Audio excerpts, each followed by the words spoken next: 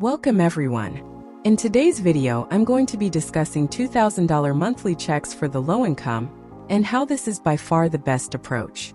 That's the focus of the video, so let's get into it and talk through all the details. A new study was just released, and this is actually really good. The study shows that sending out ongoing $2,000 monthly checks specifically focused on the low income is the best approach going forward, and this would actually have the best effect as well. I want to share with you the details of this study and exactly what they found because, yes, I actually agree with what they're talking about here. Sending out these ongoing $2,000 monthly checks only for the low income, not everybody else, just the low income, is a very, very good approach. So again, I want to share with you all the details of this report so you can see exactly what is going on here. I'd love to hear your feedback down below in the comment section. Do you agree with what this is also saying? I'll give you those details here in just a second, so let's jump into it and talk about what is going on in this report. However, really fast before we do. Thanks so much for joining me. If you have not done so yet, can I ask a huge favor of you? Will you please make sure to subscribe to the channel by hitting the subscribe button right down below the video? Again, only if you haven't done so yet. I really do appreciate it.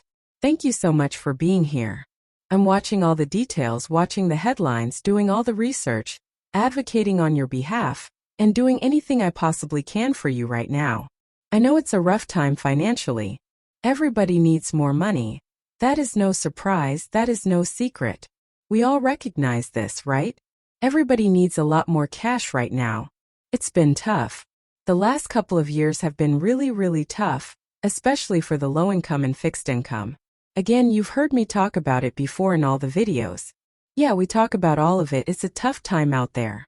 So anyway, I'm here for you no matter what, every single day, doing all the research, watching everything out there very closely, and pointing out anything you can possibly grab or take advantage of. So again, thank you so much for joining me. Please subscribe down below, and also feel free to share this video with your friends on social media again, with the share button right down below. Alright, thank you so much. Truly appreciate it. Thank you so much for watching, and let's talk about the details of this study, this report, and what I want to bring to your attention here in this video. Alright, so first off, I'm going to ask you a quick question. Do you think they should send out $2,000 ongoing monthly checks for everybody or a massive percentage of our population, like, I don't know, 85% of our population? I'm going to say this much. I don't agree with that. Again, a lot of people need money right now, but not 85% of the population. I do not agree. I don't think a huge percent of the population should get checks. However, sending out ongoing monthly checks for a very specified group of people, that I agree with. Now here's the thing, think back a couple of years ago, 2020. We got 2 checks then, $200 and $600. Back in 2021 we got $1,400. A total of $3,200 that went out to 85% of the population. Do you think all 85% of the population needed that money? I'm going to go ahead and say this much. No, not even close. Did they want the money? Yes, absolutely, they took it, right? We all took it. Everybody out there took it, but not everybody needed it. And that is what we saw with a lot of different issues that arose over the last couple of years. Way too much money going out to way too many people. However, this study actually finds that we don't need to do that next time around. We definitely do not need to do that. That was a major experiment, and they found that the experiment was not a very good approach, right? But here's what they're finding, sending out a very specified dollar amount. In this case, they used $2,000 in this study, sending out $2,000 on an ongoing monthly basis for a specified period of time. And again, it could be 2 months, it could be 3 months, it could be 5 months, something like this, a very short specified period of time, but $2,000 for a very specified group of people. Again, low income. Now, here's what I want to point out really quickly. As they identify low income, this encompasses about 50 million, maybe 100 million people tops, that's it. Now again, think of it this way. How many people receive fixed income benefits as of right now? About 70 million people. How many people are living in poverty? About 40 million people. How many people are encompassed as low income? Well, it depends on where you draw the line as far as low income, but again, 50 to 100 million people would encompass about, I don't know, anywhere between about 20 to say 33% of our population. So it's very low percentages, considering we sent out checks to 85% of the population a couple of years ago. But here's what they found with this, and again, let me share with you the details of this study. Again, I agree with this. I think it's actually pretty good, which is why I said that earlier at the beginning of this video. So here's what it comes down to. They found that sending out checks to 85% of the population doesn't really work. It causes a whole bunch of issues like inflation, supply chain issues. It causes all kinds of issues for a very long time. But rather, sending out $2,000 on a monthly basis for a few months, again, a few months being specified as anywhere between 2 and 5 months to anywhere between about 50 and maybe 100 million people at most, actually has a much higher effect. Now, let me share with you the details of what they found with this.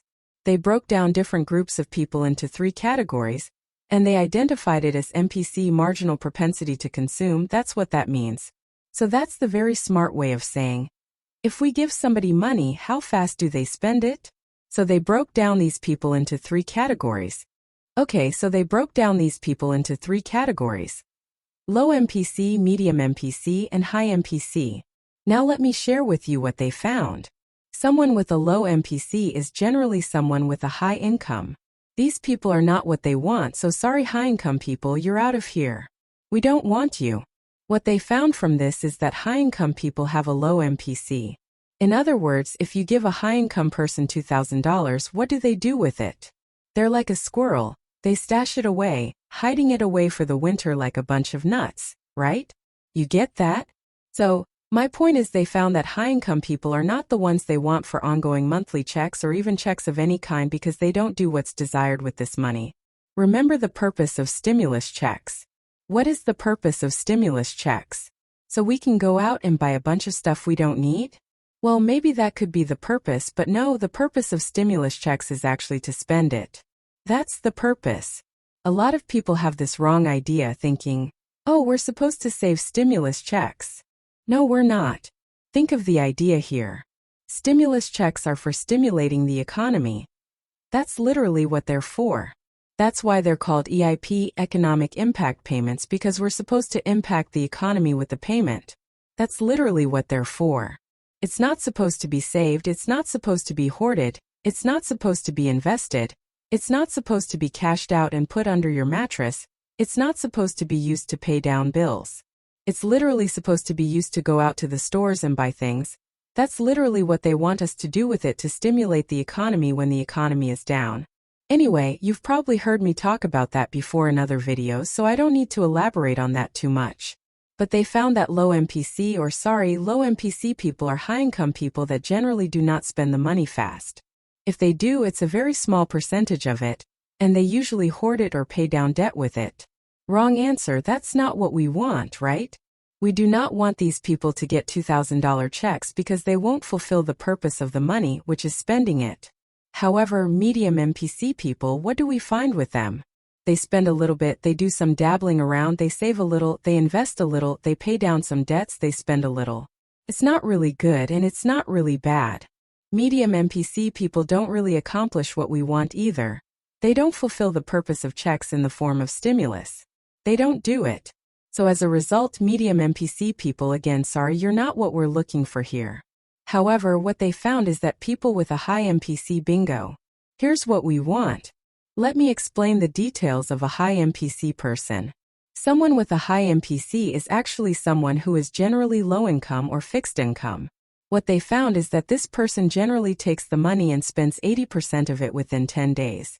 In other words, if someone were to get a $2,000 check and they are high MPC, the statistics show that they would spend 80%, or what is that, $1,600 within, yeah, is that right?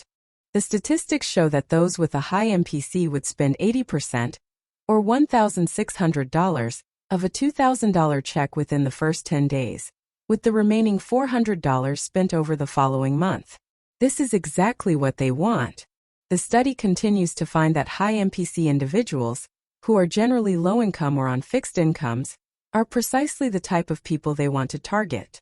The study highlights that during the stimulus check distributions between 2020 and 2021, nearly $1 trillion was sent out to 85% of the population.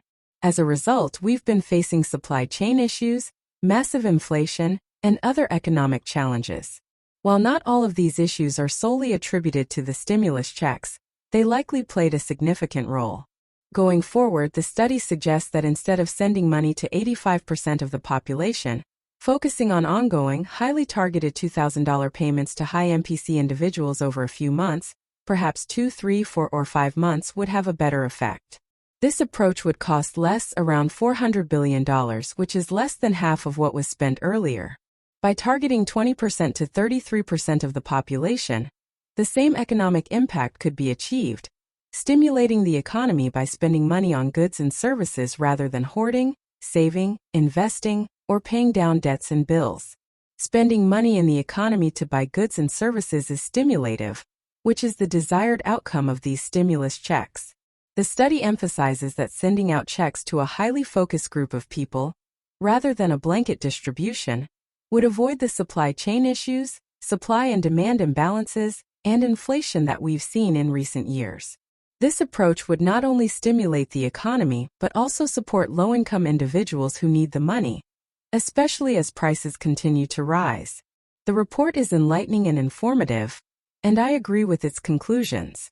Sending checks to 85% of the population is not a good approach, as many of those recipients do not need the money. There's a big difference between need and want.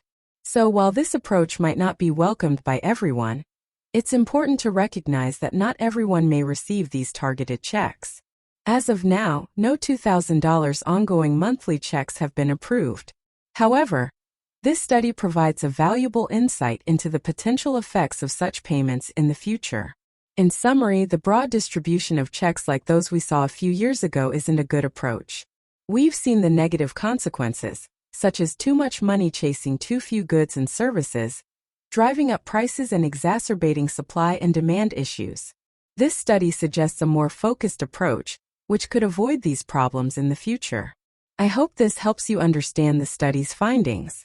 I found it very fascinating and wanted to share it with you. Who knows what will happen during the next major economic contraction or recession? But this study provides some valuable insights into what could be done differently. Please enjoy your day, and if you haven't already, please subscribe down below. It's totally free. Share the video.